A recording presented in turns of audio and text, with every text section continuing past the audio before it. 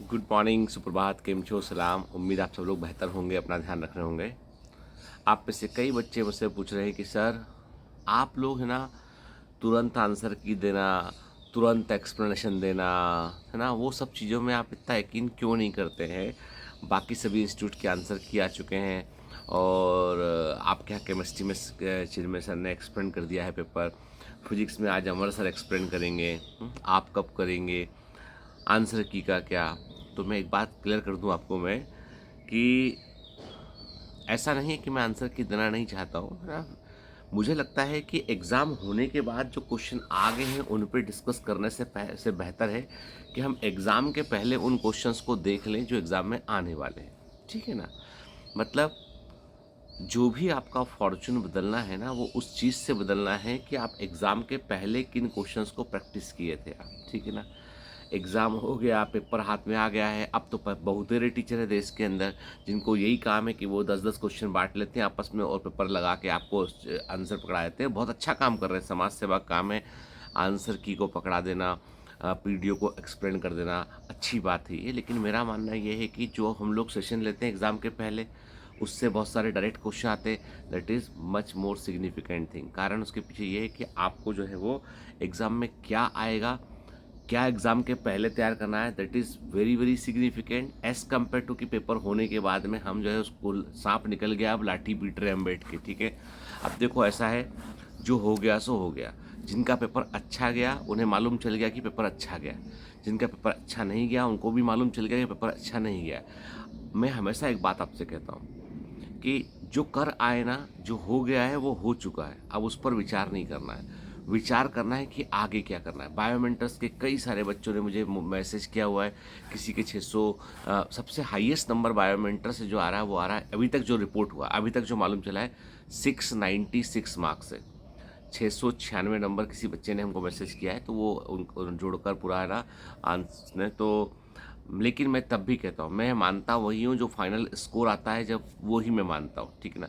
आपके नंबर जोड़ने से ना जोड़ने से उतना मुझे फ़र्क नहीं पड़ता है। मुझे फ़र्क इस बात से पड़ता है कि अंतिम रिजल्ट में आपकी पोजीशन कहाँ पर है, वो इम्पॉर्टेंट चीज़ है मेरे लिए। ठीक है। तो बहुत अच्छी बात है जिन बच्चों के नंबर 600 के ऊपर है, और काफ़ी सारे बच्चे बायोमेंटर्स के हैं। और इंटरेस्टिंग बात यह है कि बहुत बच्चों ने 360 आउट ऑफ 360 स्कोर कर रहे हैं बायोलॉजी में।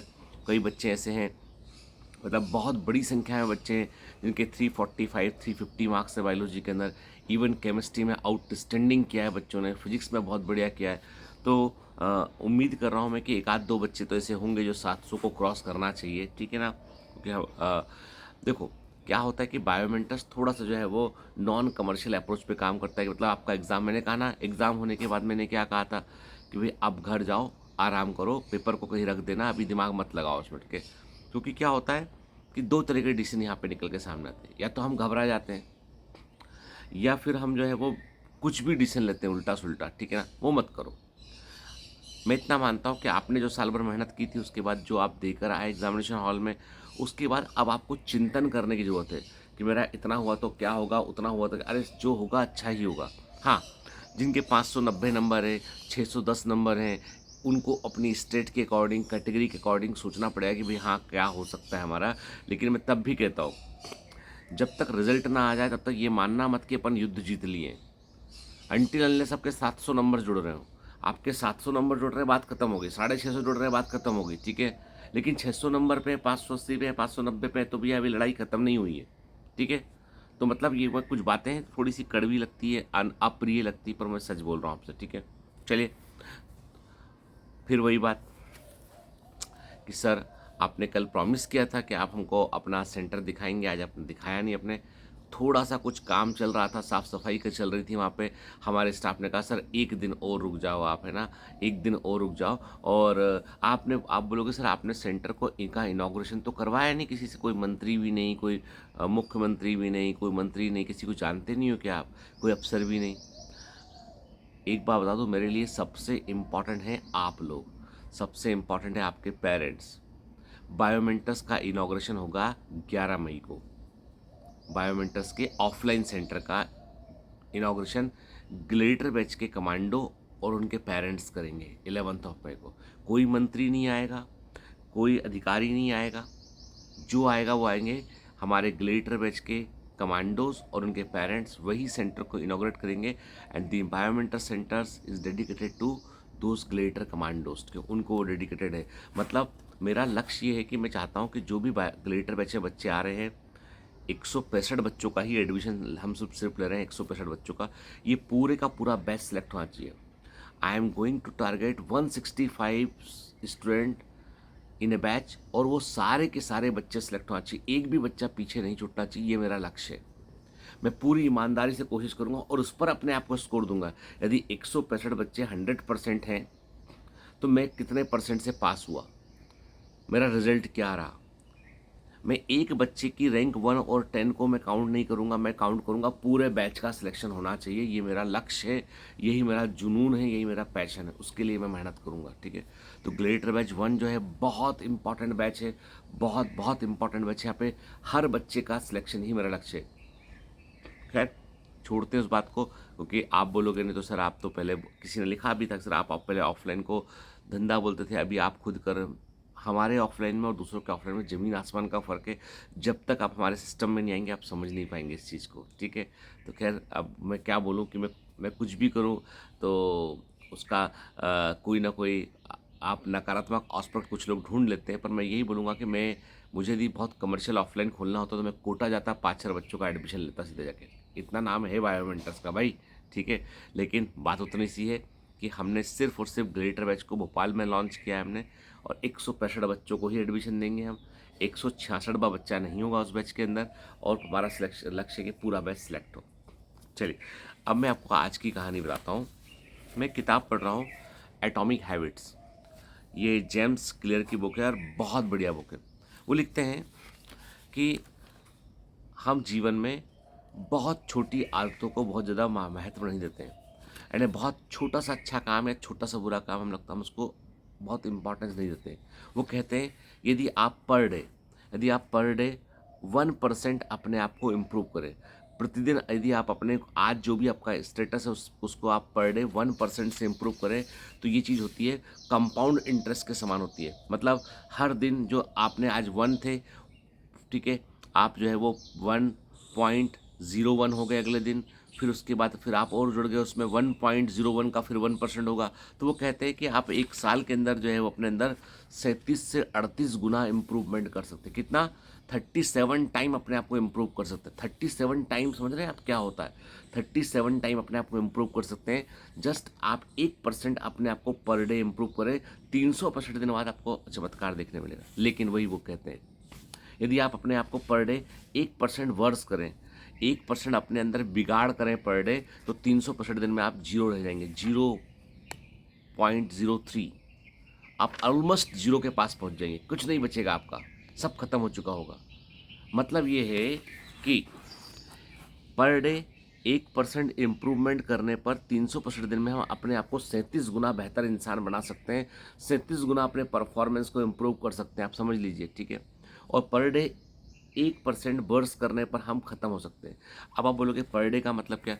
आज मेरा पढ़ने का मन नहीं है तो कोई फ़र्क नहीं पड़ता, मैं कल देखूंगा, आज मैंने अवॉइड कर लिया। ठीक है, आज मेरे को जंक फूड खाने का मन है, मैंने आज जंक फूड खाया, क्या फ़र्क पड़ता है एक दिन खाने से? आज मैंने एक दिन जो है वो पढ़ाई नहीं किया, एक दिन मैंने जो है वो कोई अच्छा काम नहीं किया, एक दिन मैंने जो है वो अपने आप को समय नहीं दिया, तो क्या फ़र्क पड़ता है? एक दिन परिवार को समय नहीं दिया, क्या फ़र्क पड़ता है? एक दिन में फ़र्क नहीं पड़ेगा, लेकिन ये साइकिल जब बार बार रिपीट होगी ना तो फ़र्क पड़ेगा। बड़ा अच्छा एग्जाम्पल देते हैं ये कि अमेरिका में यदि एक एरोप्लेन जो है वो सैन फ्रांसिस्को से उड़ता है न्यूयॉर्क के लिए, अमेरिका में यदि एक प्लेन सैन फ्रांसिस्को से उड़ता है न्यूयॉर्क के लिए, और उड़ने के साथ ही यदि पायलट जो है वो 3.5 डिग्री, 3.5 डिग्री जो है वो अपने नोज को घुमा देता है। सिर्फ कितना? सिर्फ 3.5 डिग्री। इतना बड़ा प्लेन होता है, मतलब ह्यूज, प्लेन की नोज ही बहुत बड़ी होती है, बहुत बड़ा होता है प्लेन। उस प्लेन में 3.5 डिग्री, सिर्फ 3.5 डिग्री उसने प्लेन को घुमा दिया उसने, है ना, नोज को। अब क्या होगा पता है? वो सैन फ्रांसिस्को से न्यूयॉर्क नहीं पहुंचेगा, वो वॉशिंगटन डीसी पहुंच जाएगा। वो फर्क केवल 3.5 डिग्री से नहीं पड़ा है, फर्क पड़ा है हजारों मील की जो दूरी है, जो हजारों मील की दूरी है उसमें 3.5 डिग्री का असर क्या पड़ा? वो शिफ्ट हो गया, पूरा जगह पूरी बदल गई। जिंदगी में फ़र्क इसी का पड़ता है कि हम कहाँ पर लैंड करते हैं। ये डिपेंड करता है कि हमने डायरेक्शन कितना था। आप बोलोगे सर थोड़ा सा तो फ़र्क है, थोड़ा सा 1 डिग्री। बेटा 1 डिग्री में जब आप कई कई दिन तक जब मेहनत करोगे ना, तो पूरा दिशा बदल चुका होगा। एक बच्चे ने मुझसे कहा कि सर, मेरे एक बच्ची का मेरे पास फ़ोन आया कि सर मेरा 6th अटेम्प्ट में मैं बहुत दुखी हूँ, और वो मतलब ऑलमोस्ट रुआसी आवाज़ में था। तो मैंने पूछा क्या हुआ? सर मेरा सिलेक्शन नहीं हो रहा, नंबर कम आ रहे हैं। मैंने कहा तुमने क्या क्या किया हुआ? सर मैंने 12th के साथ एक अटेम्प्ट दिया था, फिर मैंने बीएससी पूरा कर लिया है और एमएससी भी पूरा कर लिया। अब आप देखो, 12वीं, बीएससी के 3 साल, एमएससी के 2 साल, 6 साल तो यही हो गए, 6 अटेम्प्ट। अब क्या? सर सिलेक्शन नहीं हो रहा है। भैया नीट पार्ट टाइम टास्क नहीं है। नीट का एग्ज़ाम इतना हाईली कॉम्पिटेटिव एग्जामिनेशन है कि ये पार्ट टाइम में नहीं हो सकता है, आपको फुल टाइम लगना पड़ेगा इसमें। तो अब आप चाह रहे हो कि आप बीएससी कर लें साथ में, आप एमएससी भी कर लें साथ में, आप पीएचडी भी कर लें साथ में, आप कुछ भी कर लें आप, और आप सिलेक्शन कर लें अपना। तो ये तो उन बच्चों के साथ इनजस्टिस है ना, सब कुछ छोड़ छाड़ के एक साल टोटली पढ़ रहे हैं। तो वो तो जाहिर सी बात है आपसे आगे रहेंगे, वो तो जाहिर सी बात है आपसे आगे रहेंगे। तो इसलिए थोड़ा एफर्ट करना। मैं कल आईसीएसई बोर्ड का रिजल्ट आया कल, 10th बोर्ड का आईसीएसई का। तो आदित्य के जो है वो 94% आए। मेरा बड़ा बेटा आदित्य, उसके 94% आए हैं आईसीएसई बोर्ड में। अच्छा खासा लेवल था पेपर का। मैं उसको अप्रिशिएट किया। मैं जब लौट के आया ऑफिस से, मैंने बोला बेटा बहुत बढ़िया किया तुमने ना, मतलब मुझे उम्मीद नहीं थी कि तुम इतने अच्छे नंबर लेके आओगे, क्योंकि तुम्हारी दुनिया तो आधी मोबाइल में है और आधी फुटबॉल में है। तो तुमने पढ़ कैसे लिया? वो खुश था। मैंने उसको अप्रिशिएट भी किया, एक गिफ्ट भी दिया उसको मैंने।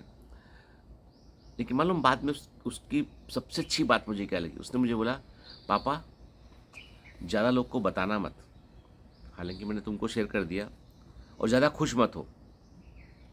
मैंने पूछा क्या हुआ बेटा? बोला नहीं नहीं, जो पेरेंट बहुत खुश होते हैं ना, उनको फिर क्या होता है बाद में अच्छा रिजल्ट नहीं मिलता पाया अपने बच्चों से। और असली ये तो कोई बड़ी बात नहीं है, असली तो एग्ज़ाम मेरा नीट का होगा, और मान लो मेरे नीट में कम नंबर कम आए तो कैसा लगेगा आपको? इसलिए ज़्यादा खुश मत हो। और मुझे उसकी बेबाकी बिल्कुल सही लगी मुझे। Why to be so much happy on 10th percentage, जब वो असली वो खुद जानता है कि कॉम्पिटिटिव एग्ज़ाम तो नीट है, जो होगा वो नीट में होगा, जो देखा जाएगा वो नीट में देखा जाएगा। और ये बहुत इंपॉर्टेंट चीज़ है मुझे लगता है कि। और मुझे बहुत खुशी मिलती है जब वो बायोमेंटस के नोट्स लेके पढ़ रहा होता है और फिर क्वेश्चंस करता है वो, और कोई टेस्ट लगा रहा होता है। तो मुझे ऐसा लगता है कि आप लोगों को भी, वो 11th में, और अभी 11th का कोई बैच नहीं बायोमेंटस में, क्योंकि ऑफलाइन कोचिंग यदि हमें शुरू करना होता तो हम 11th भी 12th भी 4-5 बैच ड्रॉप करके, रिपीटर के सब, ड्रॉपर तो वर्ड मैं यूज़ नहीं करता हूँ, रिपीटर वर्ड, ये सब बैच में लॉन्च करता। पर मैंने कहा ना, मेरे लिए सपना ये है कि जो बच्चे मुझ पर ट्रस्ट करते हैं, वो 100% बच्चे मेरे को मेरे सामने चाहिए। वो फौज चाहिए मुझे जो 100% डेडिकेशन से मेरे लिए काम कर सके। हर बच्चा सेलेक्ट होना चाहिए, वो मेरा लक्ष्य है। खैर, तो मैं आपसे ये बोलूँगा कि small habit make a big difference, कि आप थोड़ा सा टिल्ट करेंगे अपने आप को, थोड़ा सा राइट डायरेक्शन में जाएंगे आप, और एक साल आप मेहनत करेंगे ना, आप कहाँ लैंड करेंगे आपको भी नहीं मालूम है। मैंने आँख से देखा हुआ है, कई बच्चे से जैसे 300 नंबर स्कोर कर रहे थे, अगली बार 650 से ऊपर स्कोर किए बच्चे।